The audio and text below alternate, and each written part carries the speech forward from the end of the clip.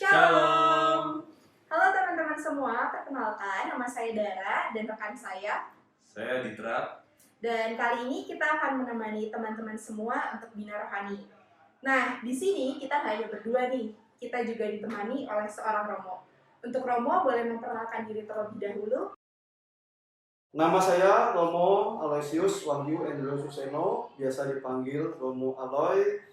Saat ini saya sebagai pastor paroki Santo Fransiskus Saverius Dayakolot. Oke Romo, di sini kami akan mengajukan beberapa pertanyaan. Dan pertanyaan yang pertama adalah, menurut Romo, bagaimana sih dunia mahasiswa itu?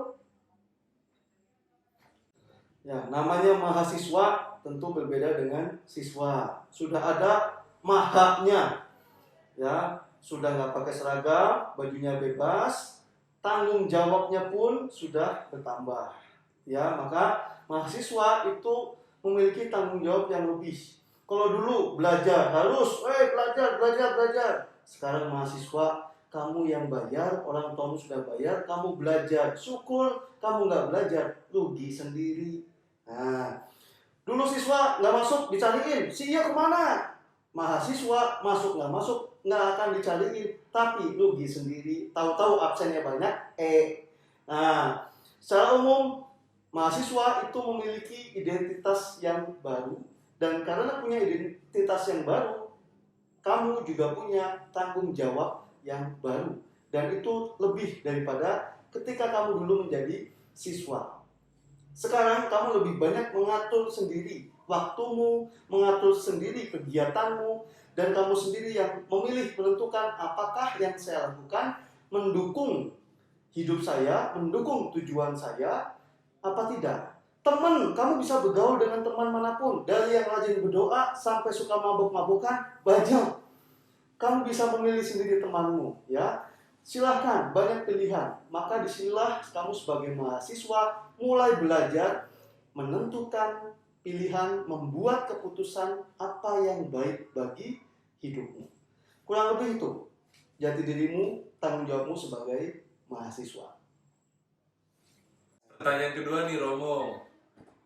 Ada pesan apa yang Romo ingin sampaikan kepada kami sebagai mahasiswa yang Katolik? Ya, mahasiswa sekaligus orang Katolik. Belajar dari pesan Monsinyur Albertus Sugio Pranoto, 100% Katolik, 100% Indonesia. Ini juga bisa diterapkan dalam konteks mahasiswa. Kamu 100% mahasiswa, 100% Katolik. Artinya sebagai 100% mahasiswa, lakukanlah tanggung jawabmu sebagai mahasiswa. Ya kuliah, ya ngerjain tugas, ya bikin PR, ya ujian, UTS, UAS, meskipun singkatannya ujian tidak serius, ujian agak serius, apapun itu tugasmu, tanggung jawabmu. Waktunya belajar, belajarlah. Waktunya makan, makanlah. Waktunya tidur, ya sare. Waktunya main, ya ngegame lah. Itu tugasmu sebagai mahasiswa. Tapi juga jangan lupa, kamu juga adalah seorang Katolik yang juga beriman, kamu punya Tuhan. Maka ketika kamu belajar, belajarlah bersama Tuhan. Ketika kamu menghadapi ujian, hadapilah bersama Tuhan. Serahkanlah studimu bersama Tuhan, dan juga sebaliknya, studi ini anggaplah sebagai bentuk pelayananmu. Bagi siapa? Ya bagi banyak orang, bagi keluarga, bagi dirimu sendiri, bagi masyarakat, bagi siapapun itu. Dan juga jangan lupa, kamu juga sebagai mahasiswa sudah mulai berkembang juga dalam hal relasi. Ketemu kawan jodoh, apa kawan jenis, ya. Saling suka, pacaran saja tidak apa-apa, tapi pacaranlah sesuai iman Katolik. Nah, seperti itu. Ya, bertemanlah, mainlah sebagai orang Katolik, bertemanlah sebagai orang Katolik. Bukan berarti hanya dengan orang Katolik, tapi dengan semua saja. Dan di kampus itu, semua kampus selalu ada komunitas. Dan bagi saya juga pernah jadi mahasiswa. Salah satu komunitas yang membantu saya, mendukung saya di dunia kampus adalah KMK, Keluarga Mahasiswa Katolik. Kamu tidak usah daftar masuk KMK, karena kalau kamu mahasiswa, kamu Katolik, otomatis kamu adalah KMK, meskipun kamu belum keluarga. Namanya aja keluarga mahasiswa Katolik, tapi itu bukan berarti kamu harus berkeluarga dulu baru jadi KMK. Maka sebagai orang Katolik yang juga adalah mahasiswa, lakukanlah tanggung jawabmu sebagai bentuk imanmu. Lakukanlah tugas perutusanmu sebagai mahasiswa sebagai ungkapan imanmu sebagai orang Katolik. Disinilah saat ini caramu untuk melayani banyak orang, untuk mewujudkan imanmu. Semoga kamu sungguh menjadi 100% mahasiswa, 100% Katolik. Nah, mau ini pertanyaan terakhir nih. Di keadaan yang serba terbatas ini kan hampir semua kegiatan kita lakukan secara online. Mulai dari misa, kuliah, dan banyak hal lainnya. Menurut Romo, gimana sih cara kita untuk tetap dapat menunjukkan kekatolikan kita di keadaan seperti ini? Ya, situasi terbatas, tantangannya adalah bagaimana kita menunjukkan kekatolikan di dalam situasi ini. Yang paling khas dari orang Katolik tentu perintah utama, mengasihi Allah dan mengasihi sesama manusia seperti engkau mengasihi dirimu sendiri. Mengasihi sesama manusia mungkin dulu bisa banyak bentuk yang bisa dilakukan dengan bertemu langsung. Kalau ada yang sakit bisa jenguk, ada yang sedih bisa dirangkul, bisa dipeluk, bisa disapa langsung. Sekarang paling hanya chat, video call, atau lewat Zoom dan lain sebagainya.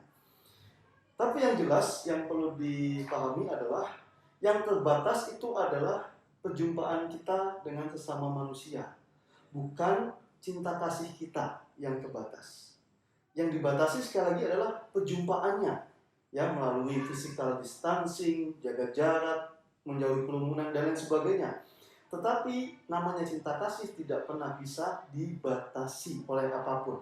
Apalagi cinta kasih kepada Allah. Allah mah tidak terbatas harus online atau tidak. Ya, bisa ditemui langsung.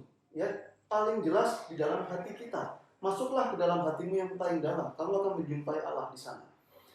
Dan saat ini anak muda, kamu sudah dewasa dan sehat, ya, apalagi yang sudah divaksin. Sekarang sudah mulai banyak gereja yang kembali membuka misa bersama umat. Maka kaum muda, mahasiswa, kalau ada kesempatan misa langsung di gereja, datanglah misa. Jangan online, jangan streaming.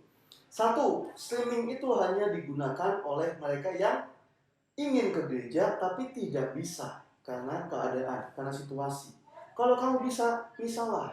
Karena apa? Kalau kamu streaming, kamu bisa mendengarkan homili secara online. Kamu bisa menyaksikan misa secara online. Tetapi kamu tidak bisa menerima komuni secara online. Saat kamu misalnya streaming, tidak akan ada mamang ojek online yang akan ngirim hosti ke rumahmu. Tidak.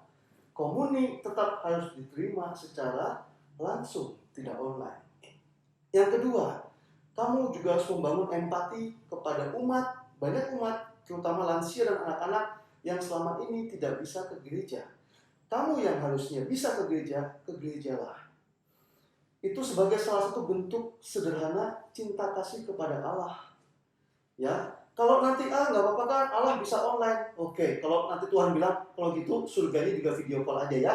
Kamu nggak usah masuk langsung. Mau ngomong apa ya? Yang kedua, cinta kasih kepada sesama itu juga tidak bisa dibatasi oleh situasi sekarang. Kamu bisa banyak membantu dengan apapun juga. Kamu lihat di media sosial, di media massa, banyak aksi-aksi belas kasih yang tetap bisa dilakukan meskipun situasi seperti ini. Maka dari itu, kaum muda, saya percaya, kaum muda itu adalah usia paling kreatif. Buatlah cara-cara yang kreatif, meskipun ada batasan, tapi cinta kasih tetap tidak bisa dibatasi. Maka ungkapkanlah itu.